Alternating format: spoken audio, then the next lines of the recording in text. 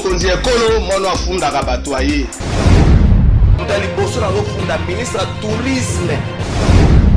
Yango état de droit ezalaka mpona bano bakendaka kanya makasi ese bakuluna.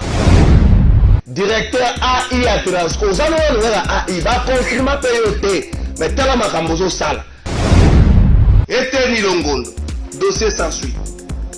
Vital Kamerhe lelo oyo liberté ekozala mpe sans suite.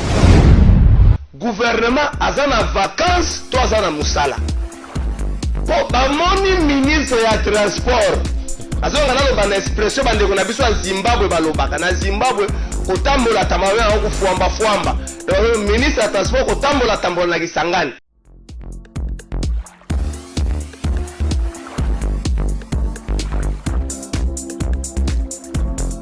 Merci mbote na bino nyonso esika bozali boza na Kinshasa boza un peu partout na République démocratique du Congo. Topesi oyo boza na mekeni na poto weekend oyo weekend de scandale na Kinshasa, weekend de changement ya makambo, weekend ya ba décision ya makasi pona mboka oyo topesi bino mbote. Lelo oyo tolingi tofunda kaka te toloba mpe makambo ezoleka na mboka. Mena banda na kofunda ofunda ka 5 minutes na ofunda bato mibale misala na kofunda ya liboso nazofunda bourgmestre ya Kalamu.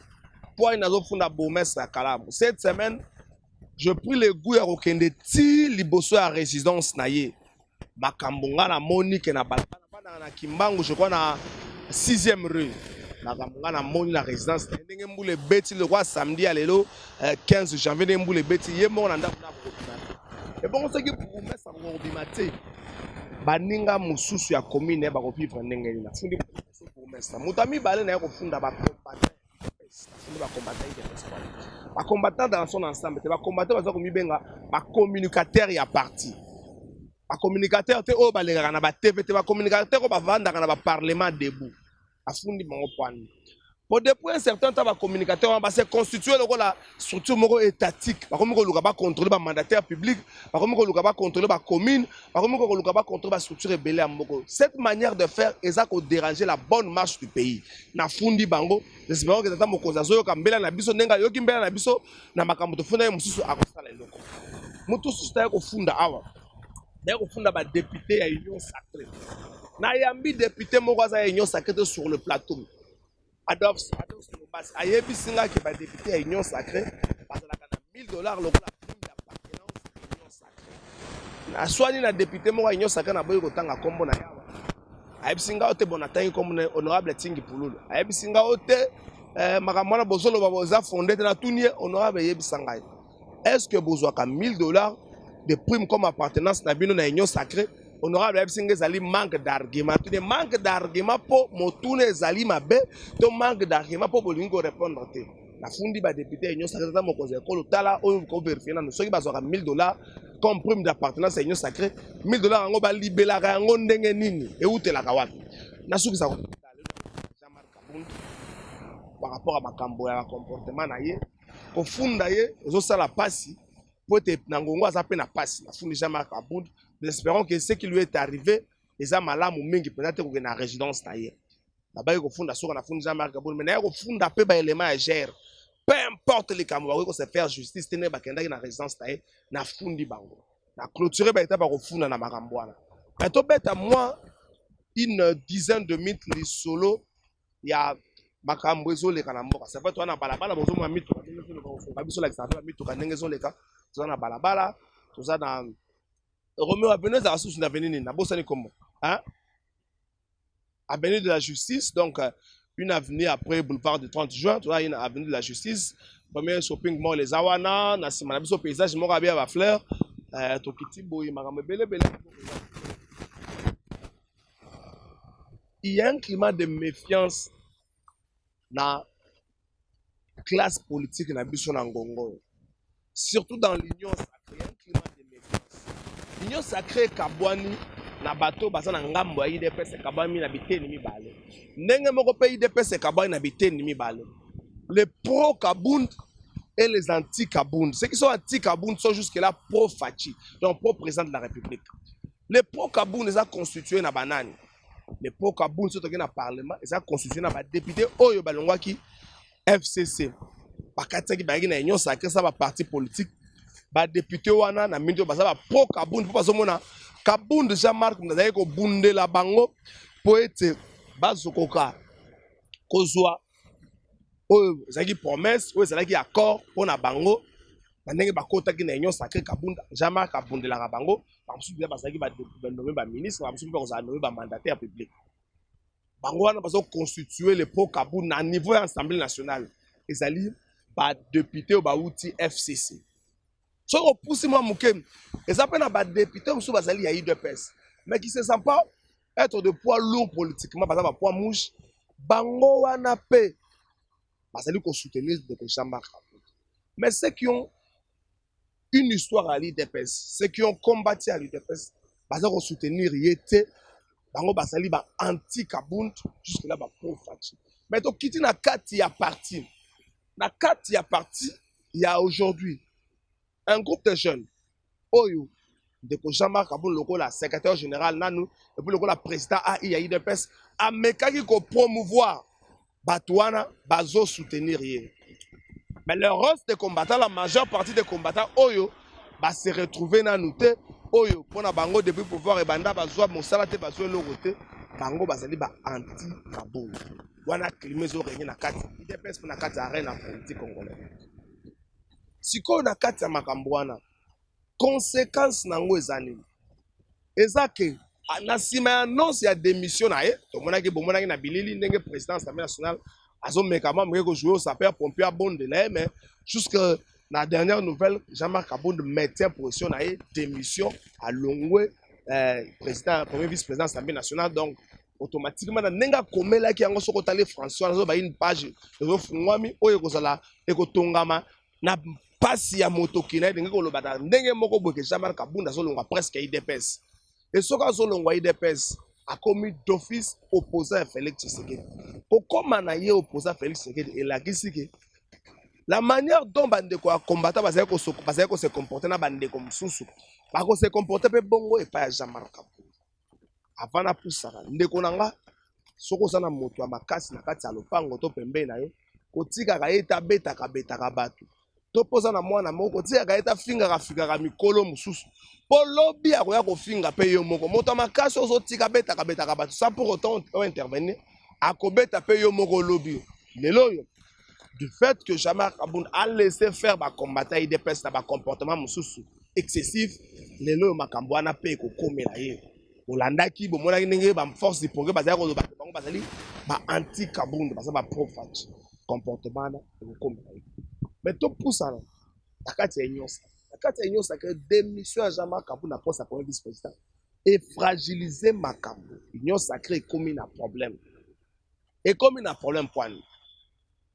Pour Moutou Oyo, au-delà de Kassik Moussou, Jean-Pierre Bemba, Moïse Katumbi, a repris sa position, l'autre est barré, sur la carte est ignorante, toi, Longa, Bahati, le Kwebo, au-delà de quelques batouana, Jean-Marc Kabound est resté l'interlocuteur entre ba député wana na président de la République. Alors ce que Jean-Marc Kabound a longwe.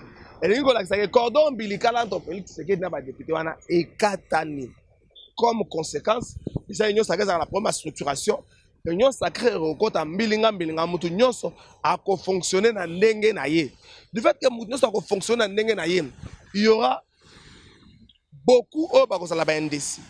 Beaucoup ba ko sala ba non satisfait, ba ko balukela gouvernement par ko balouke la président et pas le président de la République de pas ya Jean-Marc Kabound et ko zana nenge batu so bango un ouf de soulagement président comme c'est le mettre à bord ya pouvoir oyo mais ça peut élément moko choquant parce que Jean-Marc Kabound était le canal à travers lequel le président est passé pour fragiliser Bandeko, la FCC, mais aussi pour asseoir son autorité. Jean-Marc Kabound a souffert, Jean-Marc Kabound a souffert Bitumba. Na quelques conseillers à président de la République. Au-delà du comportement excessif de Jean-Marc Kabound a souffert Bitumba. Na quelques conseillers à président de la République. A conseiller Oyo Bauta Libanda Moko Bauta Poto.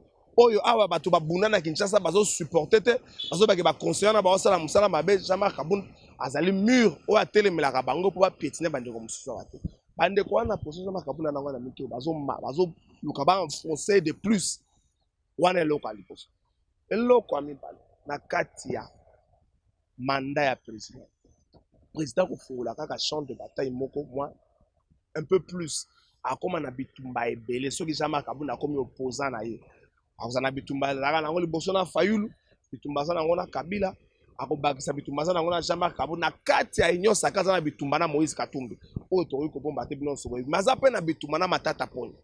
Donc si faut tokende na jeu électoral faut comprendre ndenge nini que président akoki kozala sous force te po Jean-Marc Kabund le rôle la renaissance au pasteur Muku na sala tango akokende akomema kaka bato tolinga te ndenge zawana zape na bato oyo bandimela le rôle à Jésus-Christ tango akokatsa kaka na bato. Qui est fautif dans cette histoire? Dans cette histoire, nous pensons que le plus grand fautif c'est le président de la République. Pourquoi il est le plus grand fautif? Tango Jean-Marc Kabund a bandi ba comportement excessif muke tango bato abeleli katobelaki ba prendre na biso vers Ista atobelaki ba prendre na biso vers poids lourd. Il fallait ba rappeler à l'ordre le plus vite possible. Tango bazali ko rappeler à l'ordre te oyebi ba la petite vient à manger akomeka ko mimona munene azo mimona gaya azo mesa na pe na mabe wana. Tango atoboli par exemple Jeep à Mohamed, il fallait que ça les rappel à l'ordre. Rappel à l'ordre, ça na quand dans ndenge ya famille politique et calmer un peu bardeur na ye. Tango basala ki yangote les loyo akomaki na koya ko kako ko désarmer un garde républicain. Mais avant ça, il y a eu toujours des comportements excessifs et pas ya colonel Morobo oyo bomonaki plainte. Ya colonel wana oyo ba élément ya Kabund bakendaki tina voiture catch na marque IST. Bakendaki nango voiture couleur bleu bakenda nango ba botola ke na so kotala niveau premier président Samuel so akoma na niveau ya ko botola colonel voiture. Donc c'est comportement excessif, mais le plus grand fautif dans ce qui se passe aujourd'hui c'est le président de la République parce qu'il a laissé faire. Pour les autres c'est éviter parce que il a encore besoin à atikaye pour que pouvoir ne comme makasi. Est-ce que Kabund connaissait ou Kaya sala wa lingi mais lelo yo soki bakabwani nanya ko sala perdant motuna passe yangwana déjà avant to comme on a nanya ko sala perdant annonce il y a des missions à Kabund et yé moi muke qu'on fragiliser la famille politique et chef de l'État. Attention, Kabund s'est mal comporté, orgueil, mais annonce qu'il y a des missions et fragiliser muke famille politique à chef de l'État. Il y a des cadres à l'IDPS qui peuvent faire mieux que Kabund. Il n'est pas les seuls. Oui, mais il n'y a eu aucun secrétaire général où il y a même l'IDPS à pouvoir. Il faut noter aussi cela. Donc, annonce Wana, il va se plier, il va mettre la queue entre le pattes, il va se plier. Mais lui aussi, comme un homme habité, il va annonce la démission et fragiliser la militaire, plus par exemple, plutôt pas les Jean-Marc Kabund. Il des pèses, plutôt pas les éléments. Bako parler la problème, total la bango. Mais quand il a revenir dans la décision, il est resté catégorique à l'obignet à revenir dans la décision parce que à Sengi, comme belé aux dernières nouvelles, à Sengi, va sanctionner numéro 1 GR, va réparer bloco. Pour réparer un petit problème, mais pour sanctionner numéro 1 à GR, ça serait dire que Félix Tshisekedi n'est pas président de la République, sauf va sanctionner numéro 1 à GR. C'est ce qui veut dire en d'autres termes que Félix Tshisekedi n'est pas président de la République. Mais aussi, ce qui est président sanction numéro 1 GR, et qu'il n'est pas président de la République, mais pas y a GR. Et que tia bango nengene. Bako mitsa na muto ke biso to kengela ka président, mais le président considérera bisote. Le président est aujourd'hui face à un dilemme. Pression échangée de côtés. Jean-Marc Kabund a subi des pressions. Mais à l'annonce, il y a des missions à y. Jean-Marc Kabund a salé technique moko obalobaka transfert de souffrance. À l'ongoli passe pas na tie passe na ngamba président. Le président subit une forte pression à minute pendant les combats. Jean-Marc Kabund il s'est dit na lâché ton a gardé. Ceux qui n'a lâché t'as la conséquence. Ceux qui peuvent garder t'as la conséquence. Que Dieu aide Félix Tshisekedi à résoudre les problèmes na ndenge ya kino. wana dilemme liboso. Na ndenge mususu et pas Jean-Marc Aboun dans cette histoire.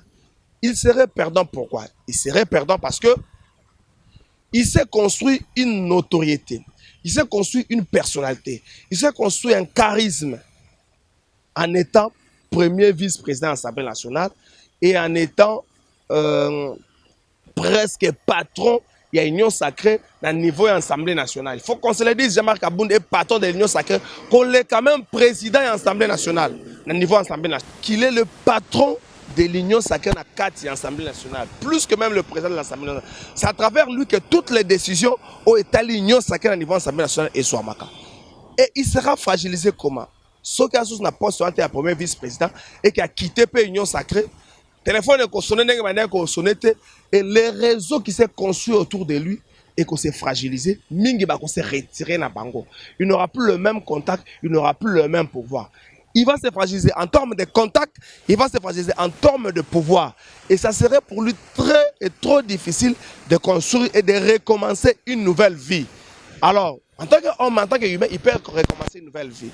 Dans tout ça, il faut une certaine sagesse pour que Ozala ni perdant ni gagnant dans Katia Makambo. Que ce soit pour Jean-Marc Aboun, que ce soit pour le président de la République. Mais pour les partis présidentiels, ce qui se passe avec Jean-Marc Aboun est un grand coup. Pour un parti présidentiel, qu'on ne se suffit pas. Ce n'est pas parce qu'on est parti présidentiel qu'on contrôle tous les rouages. Non, ce n'est pas ça. On peut être parti présidentiel, mais rouage mogo échappé, peut m'abbé et comme lieu. Merci Nabino Sobranda qui to fundi peut expliquer bino badon. Donc semaine prochaine une semaine très décisive en termes à venir il y a UDPS, à venir politique à Jean-Marc Aboun, mais aussi à venir il y a Félix Tshisekedi comme président de la République. Est-ce que si Jean-Marc Aboun est aujourd'hui opposant de Félix Tshisekedi aura la facilité de remporter les élections haut les mains? Parce qu'en face de lui, il y aura un groupe constitué des opposants. Merci Nabino. Pour s'abonner à la chaîne YouTube Nabino Plateau des Vérités, on vous a dit chaque samedi, c'est une édition spéciale Otoko Funda. Mais cette semaine, parce qu'il y a eu plus d'actualité, on va analyser même que tu fais les pinopistes, tu sais que nous va brèche, munda muto analyser la nengenae, botin de la bisope, parce que gestion Nabino, préoccupation Nabino. Merci Nabino. Pour s'abonner à la chaîne YouTube Nabino. C'est parti et puis bonne semaine à tous.